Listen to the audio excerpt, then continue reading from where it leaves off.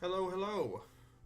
We are going to do a very quick live stream tonight on how to paint leather, specifically because I have received a couple questions about how I painted. Let me see if I can fix this autofocus real quick. It's a little bit better. About how I painted the orange or bright leather on my converted librarian here. So, we're going to go over that. And if you have any questions and you didn't catch the stream, or I just don't pay attention and miss them, leave them in the comments after the video posts, and I will answer every one of them. I promise. So, I'm going to show you step by step how to go through this leather. We need 4 colors, and it's going to just take, I don't know, probably 20 minutes, half hour.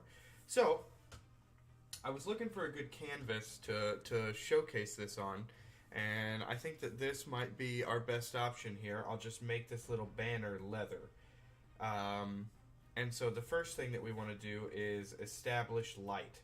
And for this miniature, I'm going to have, kind of like you see here, the light coming from this direction above her, right here. So this is going to be my bright point here.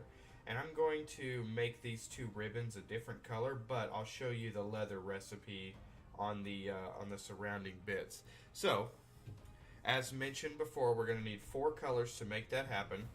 We're going to have whole red, or a dark brown red.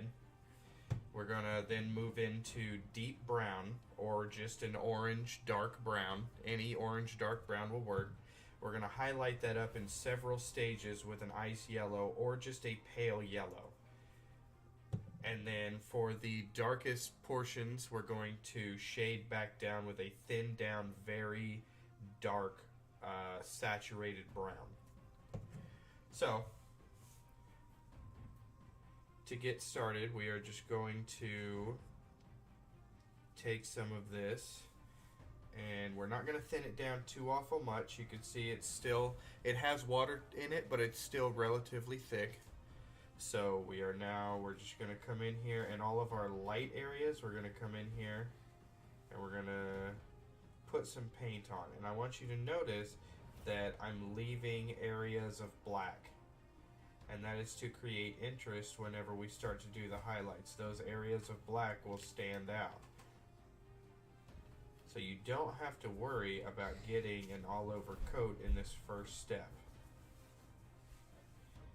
I'm going to come down here. I'm going to leave this right here black because we have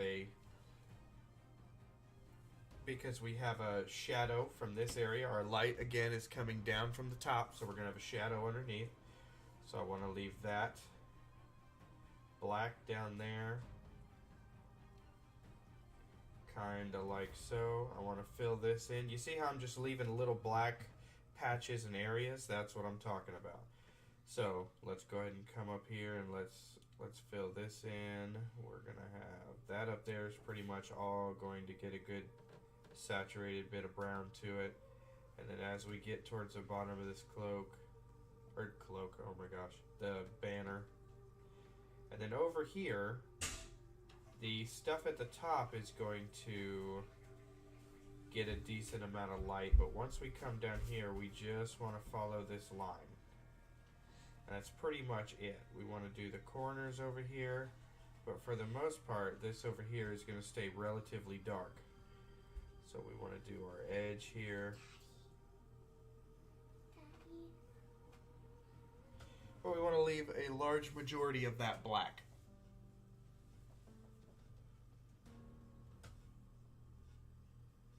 Just like that. We can come in here and reinforce this color, but it's not super necessary. So if I reinforce this color, you'll see it's going to darken back down to the way it was. Just because this is a very dark saturated color in general. So it's not super necessary, but if you can absolutely do it. I'll do it here and show you what kind of the difference will look like.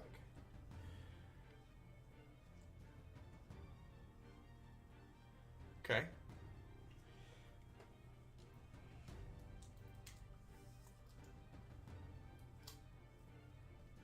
And there will be times that I skip the second coat entirely. I do not always do this. It is not super necessary, in my opinion, for this because of what we're going to do next. And what we're going to do next is to thin down some of this black red. Sorry, I have a whole red too that I use a lot for things like this. But we're going to thin it down to a glaze. I'm going to test that on my thumb to see how much pigment's left. I like that. I'm going to add just a bit more water, and then we are going to just glaze toward our pigmented areas. We're going to glaze from the black spots into the areas that actually contain the pigment. So we're pushing pigment from one to the other, and that's a difference between a glaze and a wash. In a wash, I would just apply it all over. In this glaze, I'm going to start in the black areas, and I'm going to push the pigment to the light areas. Stipple a little bit inside. I just want to make those a little bit less harsh of a transition. And this you may have to do 2 or 3 times. And that's why I never really worry too much about that second coat. Because we have this phase, which is going to blend everything together, kind of make those blacks a lot less harsh, and the transitions a lot softer. So let's pull this up into this. We want to pull away from the shadows, because your paintbrush is going to deposit a little bit of paint every time you pick it up from doing this. And you want to make sure that you're depositing that paint into already pigmented areas.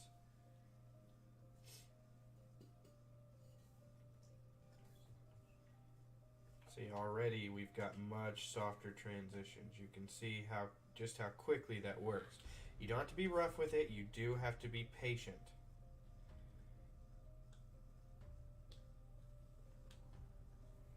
Patience is the most important thing.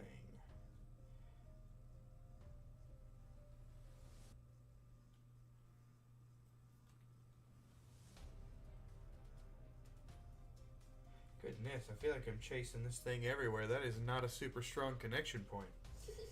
But anyway, pull towards pigment. I'm going to pull down this time to reinforce the color along the bottom there. And I'm going to pull up into here. And there we go. You can still see the darker portions, but the transitions are extremely soft now. So at this point, we're going to move into our second step, and we're not going to do any mixing at all. We're going straight to the deep brown, or any sort of orange brown from AK Interactive. And we want that to be just about as thin as the other one. You can see it doesn't sink into my skin and flow into the cracks, but it also doesn't stay up on top of the skin. It sits right where I put it, and that's exactly what I'm looking for. So I'm going to start up here, and I'm going to follow my lines, and I'm just going to make scratch marks here at the top. The thing to remember about leather when you're painting leather is that as it wears, it cracks. And so if you're trying to make perfect lines and perfect uniformity, you're not going to achieve leather, because leather is very sporadic and kind of random in the way that it cracks as it ages. Look up any picture of aged leather and you'll see that it's just cracked and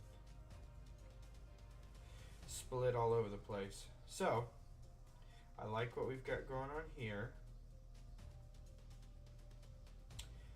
And you can already see, like up here, this is a perfect example. You can see of how adding that orange over that, you can stop with this step and it will look like leather. But I'm going to show you how to take it a bit further. We're going to make marks, and you want to stay inside your previous ones. That's extremely important. And we're not necessarily doing smooth applications of paint. We want to be very sketchy with it. So you want almost like you're sketching something. You want to make little lines and make little marks everywhere. Again, we're not going for uniformity. If you do, you're not going to get leather. And it's important to just make little marks here and there. Every once in a while when you're painting this, just throw a little cut in somewhere. Right there. And over here. throw in those little cuts. Just like this. And then over here, because this is our much darker portion, almost completely away from the light, we are going to highlight up over here, but it's going to be significantly less than it is elsewhere, and we're going to stop in our application of highlight stages. It's going to be cut very short over here. So we're going to go ahead and we're going to come in and we're going to make our little marks down here. But you can see how they're more spread out down here. And that's exactly what I'm after right there. So I'm gonna blend this just a little bit. Then I'm gonna go through and I'm gonna make my little random scratch marks. That's exactly what we're after right there. Now, we want to rinse and repeat the steps. So we're going to take a little bit of this deep brown. We're going to thin it down to where it is the same basic consistency, and we're going to go just outside of our orange into that red brown just a bit. And we're going to pull pigment into there. We don't want to tint the whole surface. We need that red-brown to stick around. So we're not removing it. We're just softening some of those transitions. Very lightly. We're not applying a lot of pressure on the brush either. We're barely applying any pressure, in fact.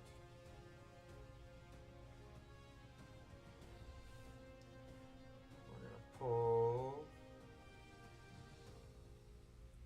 and push pigment just like before into the areas that we need it. You can see that softens that transition immensely. Watch what happens here. I'm just going to pull the pigment up towards where we started. See that transition at the top disappear? That's what we're looking for. That's what we're after. We want this transition at the top to soften and almost disappear, but we want to be able to see both colors involved. Hello.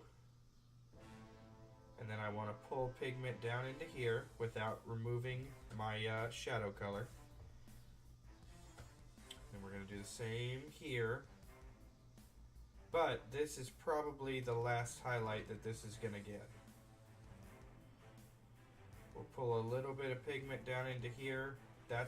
This area is not going to get highlighted a whole lot more either. So, that is essentially highlight number 2. You can see, you could feasibly stop right here and call this leather, because that's what it looks like. But, we're going to throw in some ice yellow and we're going to watch what happens. We are going to add in it's probably still a 70-30 mix. For the deep brown, we're just going to add a very slight bit of ice yellow here. We're going to get our edges first.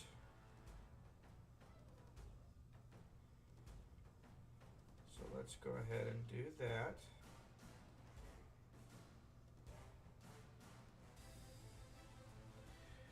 Get your edges. Very important to stay inside of what you did before, at least in this stage. And I'll show you where you can start getting a little crazy here in a second.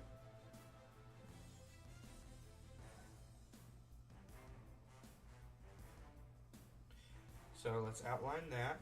Grab some more paint on our brush.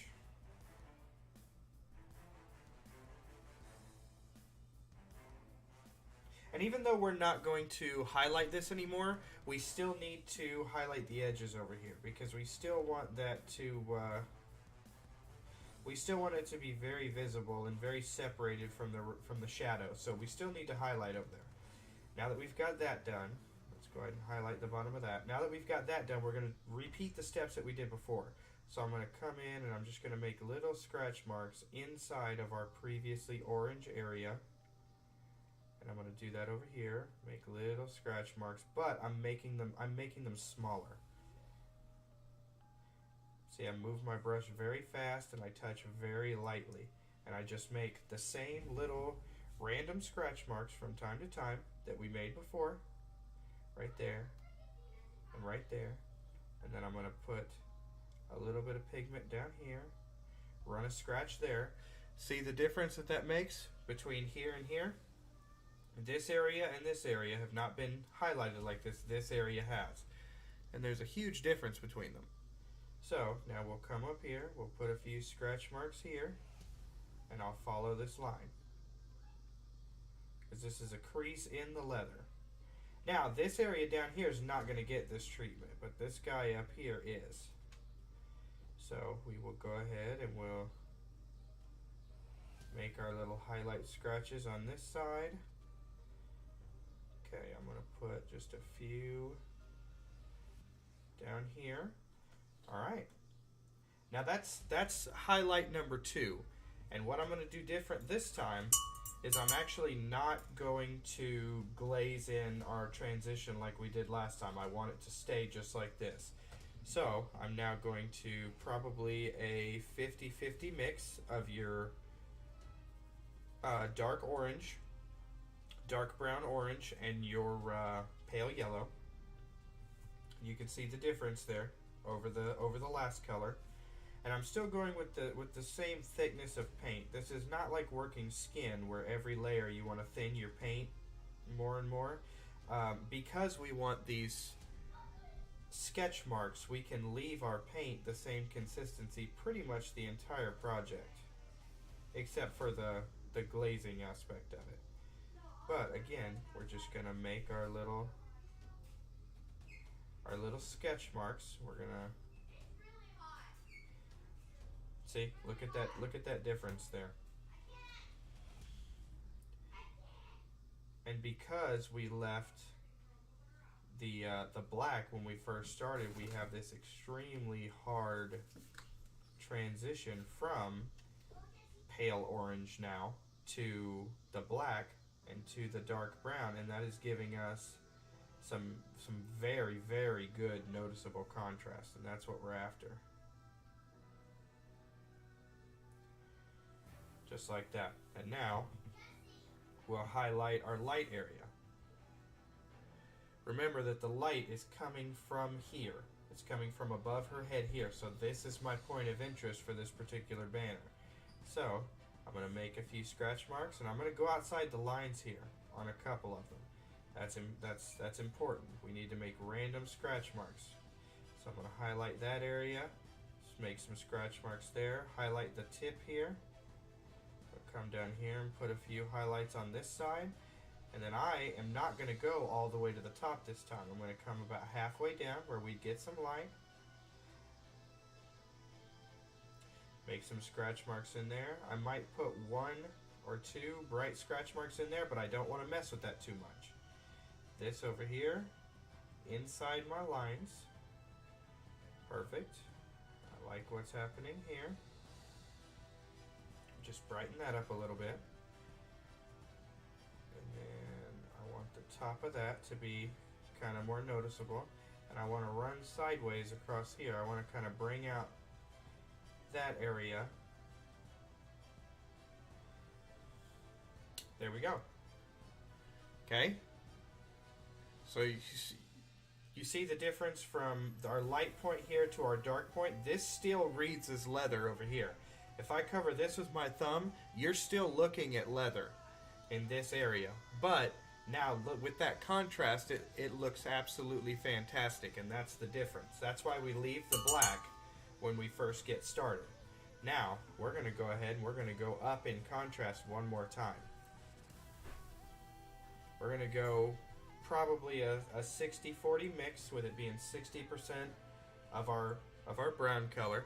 This is what it looks like on my hand.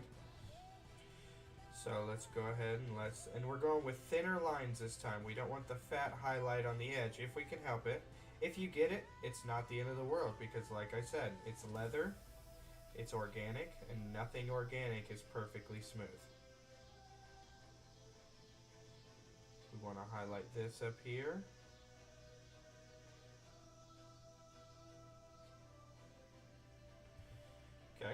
But that's all that we're doing up there. Then we're going to come over here. Make just a few little scratch marks. You want enough paint on your brush that you can create a thin scratch mark and not a flat or a fat line.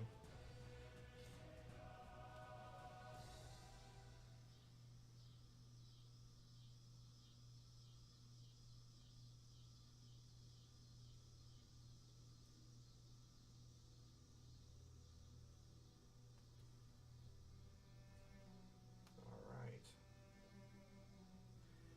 Perfect. Okay. Now, again, cover this. Still reads as leather, what we're looking at over there in the dark side. But that is worn leather right there. That is a very, very worn leather.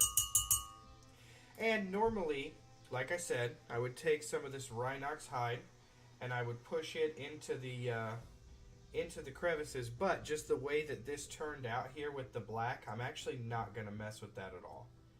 I actually really like how this turned out and the way it looks now. And that's basically, those are the same steps that I used to paint this. The only difference is because of the flat areas on this, there's a lot more highlight area. But if you put these next to each other, especially on this side, you're going to see that this color is actually exactly the same as what we've got going on right here. The thigh is exactly the same as the highlight point on our banner. And that is essentially... How long have we been live? I don't know. I don't know where it says. But 25 minutes, 30 minutes, this is how you paint leather. With those 3 colors or 4 colors if you want to come back in and glaze your shadows, which is perfectly fine. I just don't feel it necessary on this piece of leather. So, again, if you didn't have time to catch this short live, and you want to leave any comments or questions in the comments, I will answer all of them. And let me know what you want to paint next time. Do you want me to show you how I do non-metallic metal? Do you want me to show you how I do cloth or wood or skin, goblin skin? I will do one live every weekend moving forward, and they will all be some type of informative based on requests. So if you have something that you want to see me paint and discuss and show you how to do it, leave it in the comments. And until then, thank you guys for hanging out, and I'll see you in the